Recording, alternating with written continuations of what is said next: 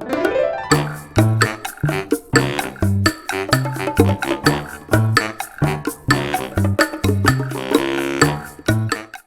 right, good morning everybody. About 10:30, Memorial Day 2019. A couple hours over here today. I had mentioned late in the video yesterday that I had forgotten to tape off these holes and that I was going to be upset. But it appears as though I didn't get much overspray, if any, inside of there. I know you can't really see that, but so I just peeled back the stuff. So I'll go in and tape that off. Goals today is I've got my clock running now on this epoxy back here. So I have build primer to do next. So my intention is to go ahead and get a couple coats of build primer on here. I don't intend necessarily to block anything out. I just want to get the stuff on there. And I also have this guy right here that I need to fill with seam sealer. A couple spots on here. Some of the old seam sealer just chipped away and gotten bad and everything like that. Up in here, get some seam sealer in there just to take care of those spots. So I'll go ahead and tape off these holes, get to the seam sealer, and then go from there. So this is pretty tight in here. Definitely the tightest I've had it. Hopefully this doesn't go poorly for me. So again, I'm going to get this portion of the bonnet right there. I'd like to get 2 coats on that. And then with this stuff in the inside here, just essentially a sealing coat to get those couple little spots that have been sanded through and everything. And then same thing on the sills there, sealing coat, and then that wire rack over there, get that cleaned up a little bit. I don't have a whole lot of paint. Not a whole lot of paint up here mixed up. Probably a couple ounces or so, so we'll see how far it goes. Alright, started running out of paint, but I got everything covered, especially the more important stuff. The only reason I'm doing the inside of the bonnet here is because I want to go through another round of build primer to try to take out some of the subtle highs and lows that are in there. Got that guy covered up. That was the most important over here. Got that seat done, seat bottom done, and got okay on the sills. So now my 7-day clock is kind of now back to the back of the car here, Saturday next week. So I'll be looking to get build primer on sometime during the week. I'm going to have to sneak over here and get that on there. Alright, so I finally figured out and swapped over the switch sides. Now I am going to put the knobs on. I got some JB Weld here. Believe it or not, I have never used this stuff. I know that might be shocking to some of you, given the job profession that I was in and all this stuff that I do, but I've never used JB Weld. So I got a little piece of paper here. It's kind of like a weatherproof kind of cardboardish kind of stuff. I'm going to mix some of this stuff up. It's 2-part and use it to put the knobs on. JB Weld is a 2-part thing here. So you've got the black tube which says steel on it, and then the red tube which is the hardener. Just mix equal parts. So I don't really need too much here. Give that a shot. That looks close to being equal. Mix them up.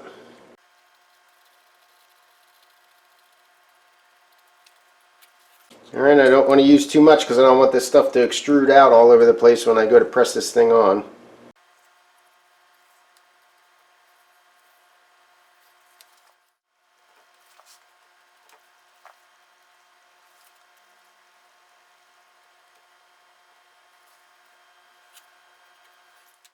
Alright, so again for the light switch, oblong face, you get the fat face that looks at you here. Put that guy on. I'm going to spin it as I go in just to try to get good contact with everything. Pull it back out once or twice, try to get it coated in there. Same thing for the other side.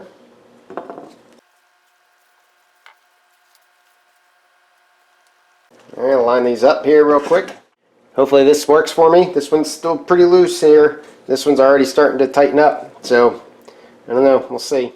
For the life of me, I could not get Dorothy's original steering column apart, so I got the black cars on here.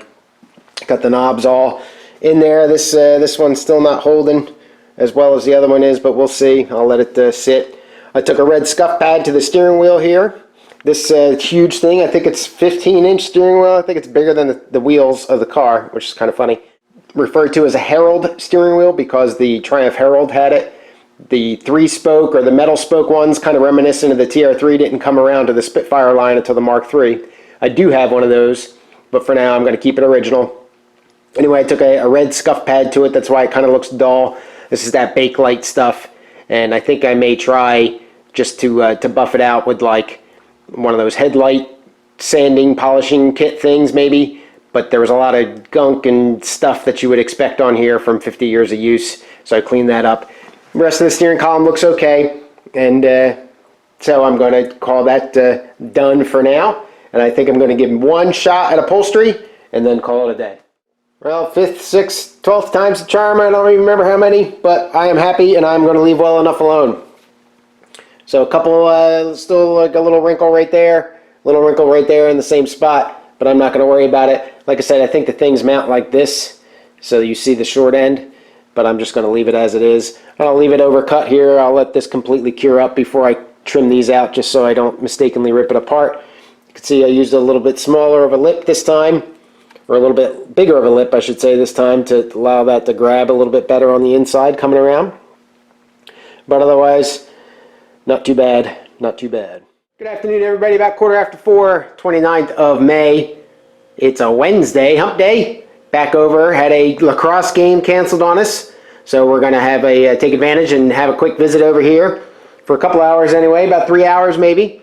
So I've got the 2K primer sitting over there. We're going to mix some of that stuff up and put it on the areas that I had epoxy primered the last time I was here, and get all that stuff. No, probably not going to block anything out tonight, but I do want to get this stuff on here. Unlike the epoxy, you can scuff this stuff and just keep painting on it. You don't have to do a 7-day window coat or anything like that. So this will allow me to take advantage of a little bit of time here and get this 2K build primer on there, and I'll show you how it's done.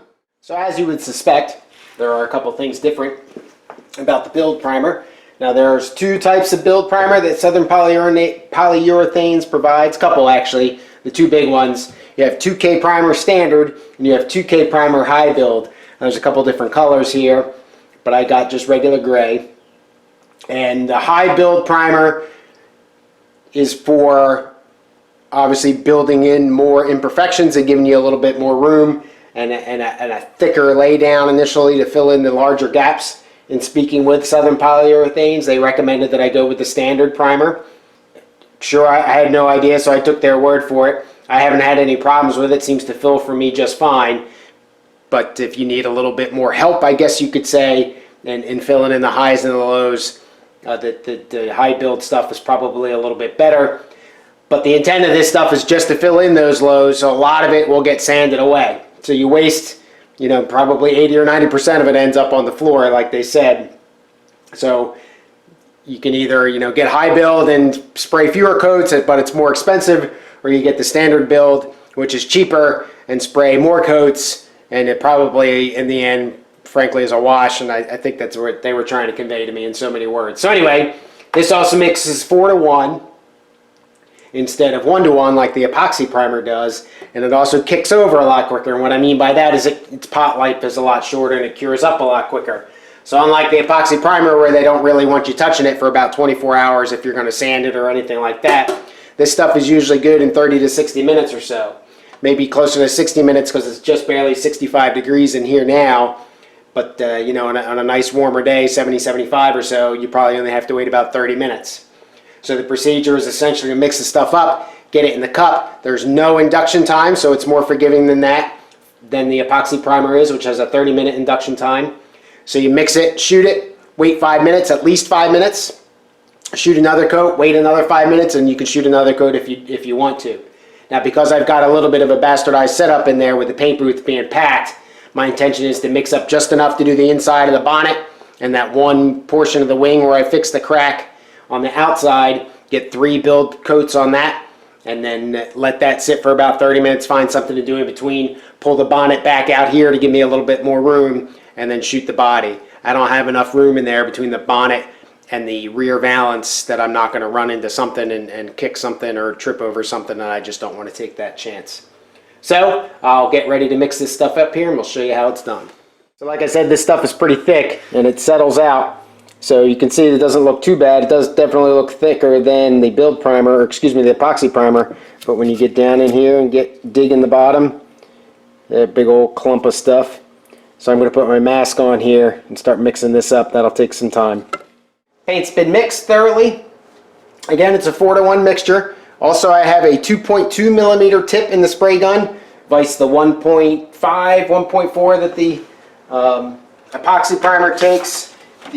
Also the tech manual from SPI. I've tried to get into the habit, I don't always do it, but I've tried to get in the habit of always reviewing the mixing instructions and everything before you mix, even if you think you have it memorized.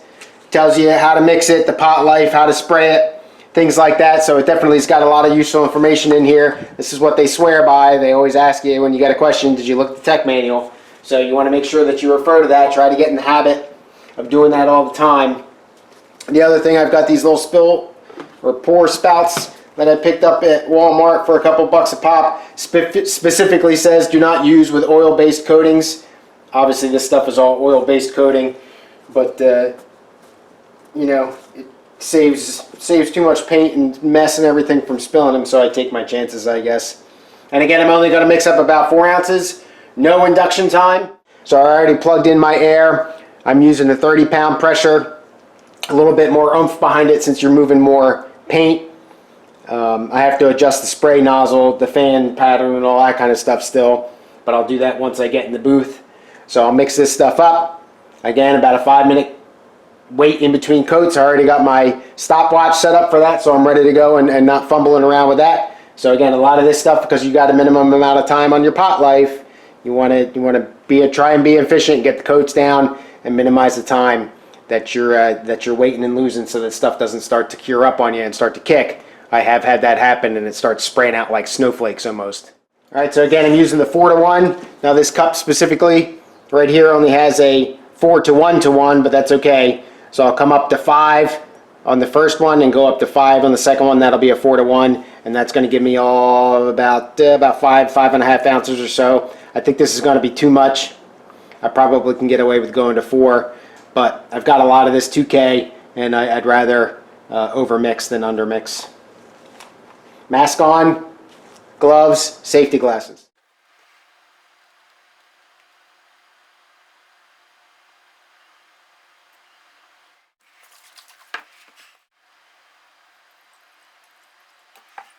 The activator sometimes gets all crusty up in here, and it's easy to get the little chunks in there, so just be careful when you're unscrewing it that the chunks don't either fall on the can if you can help it, or get into your mixing bucket if you can help it. Now you mix for 1 full minute. Again, this stuff is thick. You could probably see it going in, how thick it was. You want to mix it really, get the stuff moved around.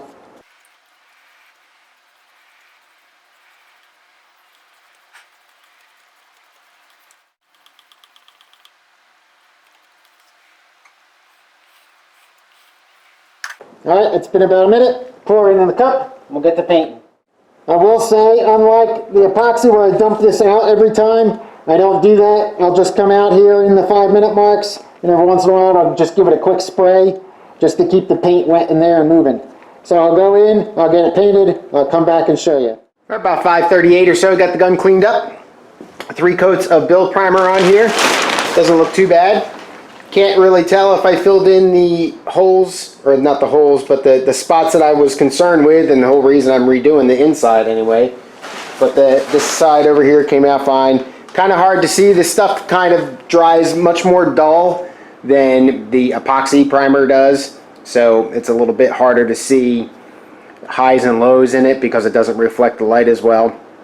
So I'm going to give it about another 20 minutes here, let it dry up pretty good, move the bonnet out of here to give me more room, and then I'll mix up some paint to do the back of the car here. 5 ounces, probably could have gotten away with 4, so that at least gives me an idea. So when I mix up for the back of the car here, I probably am going to do about 10 ounces, probably twice that or so. Hopefully I don't run out, but a little bit more surface area to worry about here, so you got to move a little bit faster based on the pot light of about 30 to 45 minutes. Alright, so I've got the build primer ready to go. I mixed up about 10 ounces or so. I'll have to double check to be sure. Car is clean. I'm only doing the spots that I epoxy primered. About 2.5 turns out on the fluid, so much more, almost twice of what I would do on the epoxy primer. And even though the confines are kind of tight in here, I'm going to try to show you a little bit how I do it It's a much slower, I try to go slower with the stuff just to put it on a little bit thicker.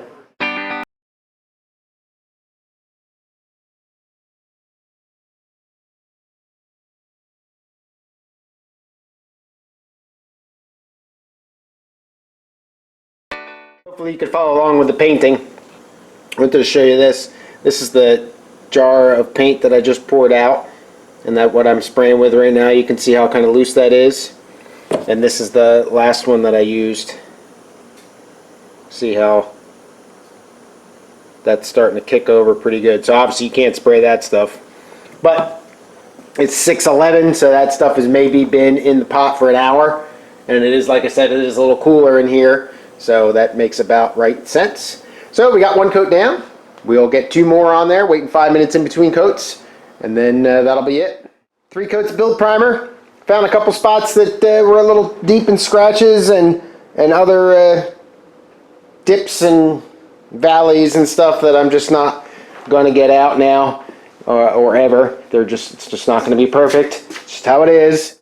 But now this will dry for a couple days until I get back over here, probably on Saturday, and then I'll be able to block all this out and see how it looks for that, and go from there. Again, there's going to be spots where there's going to be metal ripples and stuff like that, and I'm just not going to continue to beat myself with this thing. So now I've only got about another 20 minutes or so before I want to get out of here today, but I had gotten this seat frame here all painted the last visit, or the last 2 visits, whatever it was, and I brought the upholstery kit for the one seat with me, so I want to show you what that looks like.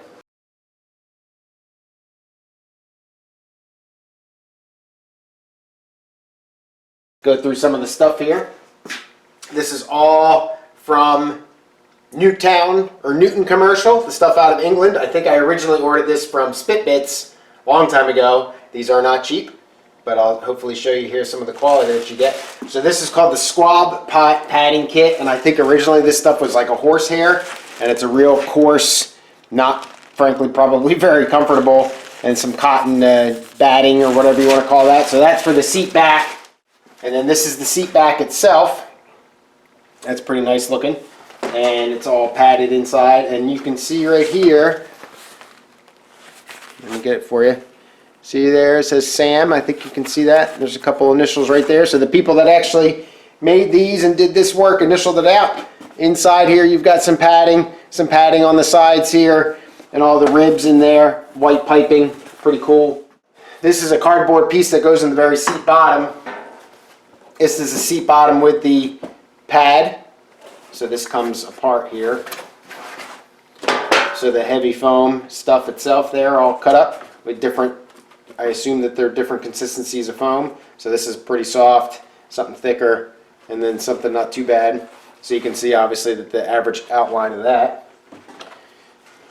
Again, Sam made this one too, says Sam right down there. Thanks, Sam. And then this is the seat bottom here where you put your bum. So essentially how it'll fit out is this fits into here in between those wire pieces, and that fits to support with the little bends in there to make it all cut out. And then the pad will go inside of that. And then the seat backing goes over all of that. Alright, and I played with this a while ago, and frankly it kicked my butt for a while. So I'm just going to kind of play around a little bit here, see if we can do anything. Now one of the difficult things, and this is what I ran into last time, you can see all that fluff in there, all that extra space. One of the recommendations to try to fix that is to put this in a trash bag, the foam padding in a trash bag, and that allows you to make it more slidable. So we're going to try that real quick, see what happens. Of course, then the argument is, well, how do you get the trash bag out? And I don't know yet.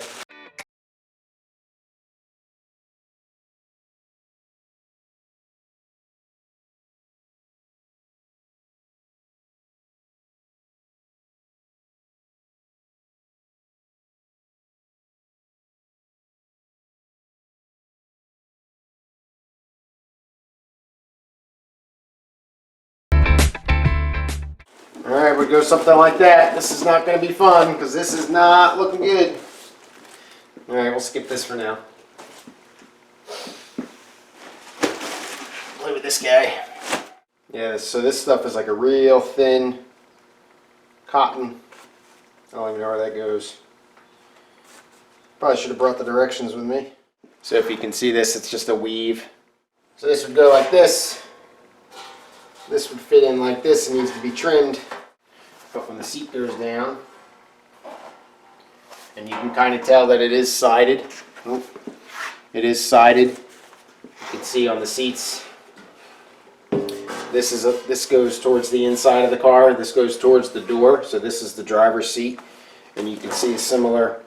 This side over here is wider than that side is. So they're definitely specific to the sides of seats they go on. So this is just going to fit over this.